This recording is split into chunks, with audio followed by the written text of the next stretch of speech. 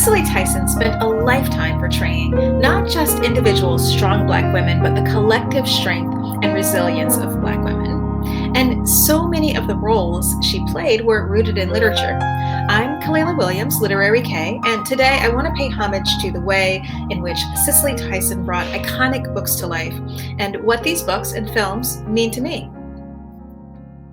The autobiography of Miss Jane Pittman was published in 1971, and the film was released in 1974. The character Jane Pittman has memories spanning more than 100 years. She can recall being enslaved as a girl and working in a slavery-adjacent system, sharecropping.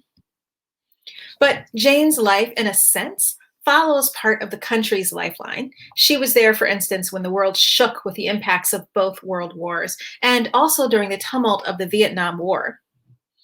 Her lifeline encompassed parts of Frederick Douglass's, Booker T. Washington's, and Rosa Parks.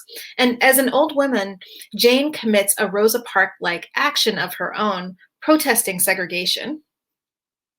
I read this book in middle school. It was one of the many books that sparked my interest in history and in the stories people hold. It also kindled an interest for me in writing a sweeping narrative like this. And when I watched the film, it seemed incredible that an actor could transform herself so vividly, portraying so many ages.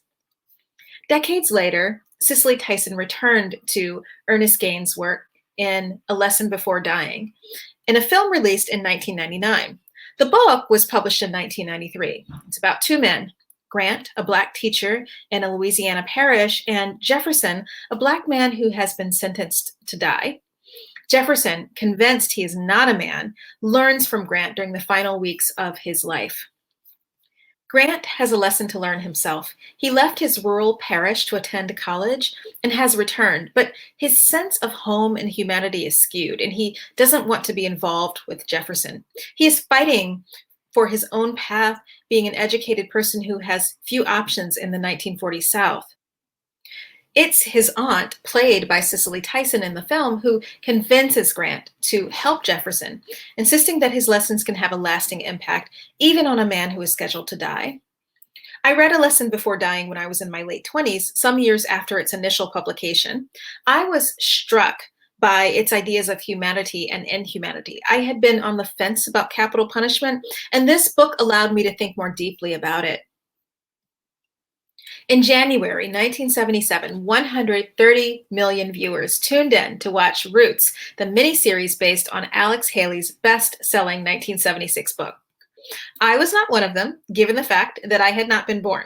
But critics were watching it, and some said that with the exception of the autobiography of Miss Jane Pittman a few years before, this was the first non-documentary televised effort that shined a light on slavery and its impact on successive generations.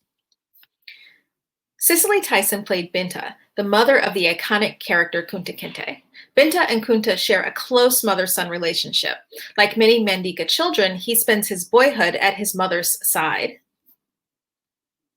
It's manhood and its inherent rituals that first begin to separate the two, and then they are torn apart forever when Kunta is enslaved. Like the miniseries, Alex Haley's book was groundbreaking. It was intensively researched and one of the first major books to illuminate slavery from a Black perspective. Not just the horrors and brutality, but the way that enslaved people somehow found strength and love. Again, the film and the book were published and released before I was around, but I remember that it re-aired when I was in high school. I went to a Black high school, and for about a week, that's all anybody talked about. That was during the days when you had to watch TV as it happened. So each night I was done with my homework, or not, in time to settle in front of the television. I watched the series before I read the book, which I picked up in high school as well. It took me weeks to read that book, but I was so swept into the story even more. Again, it pushed my own interest in writing stories about Black history. Another book that I loved in high school was The Women of Brewster Place. But my first introduction to this work was the film, which aired in 1989. My mother must have watched it because I remember seeing women pulling down a brick wall with their hands and simple tools. I was a kid and I didn't know what was going on, but I just knew it was a beautiful scene. The book by Gloria Naylor was her first, published in 1982. Written in an intertwining short story form, it tells the stories of Black women who are neighbors in a housing development. Each of the women's stories embodies elements of a larger experience of Black women. A devoted mother, for instance, is forced to live with the consequences of her young adult son's actions. And a lesbian couple who struggle to be accepted when others hate them for the fact that they love each other.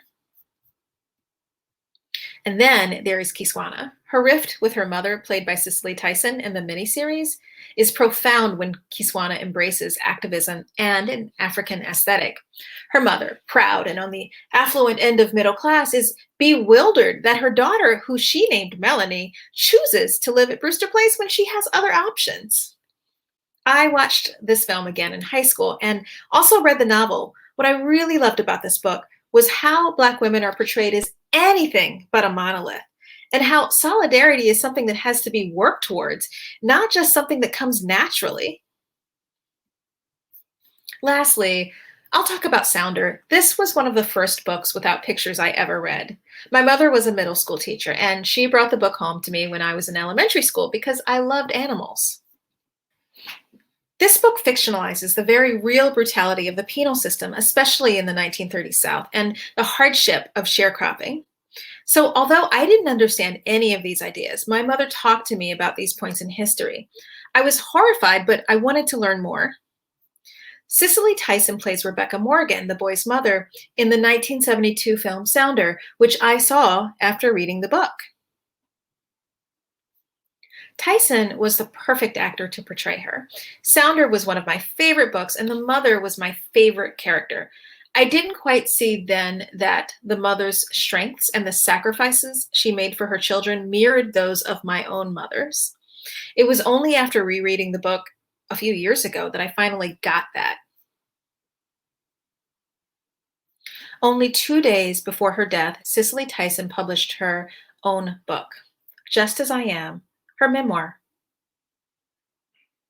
Among so many incredible accomplishments, Cicely Tyson brought iconic books to life. It's hard to express how much I value the study she must have undertaken to portray the roles she did and to ensure she was doing right by all of us Black women.